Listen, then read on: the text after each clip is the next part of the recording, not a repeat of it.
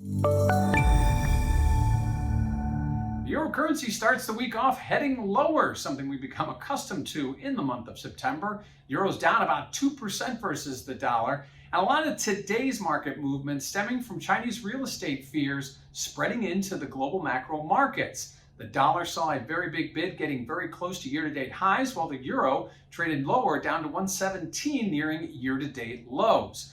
Much of the move we've seen in September has been more central bank related, as the Federal Reserve is anticipated to begin some kind of tapering process or talking about tapering of their asset purchases, whereas the ECB is not quite there yet. But today was more of a global fear. We saw sort of a rush out of risk assets and into riskless assets. We saw yields in treasuries and in European bonds going down.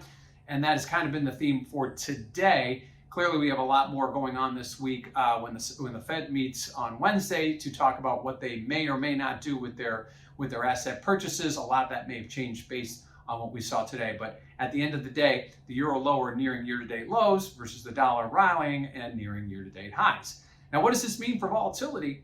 Well, if you check out that CVOL index over at cmegroup.com, you will notice that volatility has been nudging higher, despite the fact that we've seen the euro trending lower and staying true to that trend, which typically sees volatility go down. We are nearing a breaking point, which would be a new year-to-date low, and we are very close to that, but we're not quite there yet. Typically, as any kind of product nears a edge of the trading range, you start to see volatility bid, given the fact that we'll be sort of in no man's land if we do make a move below that year-to-date low. We haven't done that yet. Again, trading down to 117 today, and then creeping up a little bit as we head into the close. So volatility higher, sort of anticipating perhaps a move to a new year-to-date low sometime in the near future.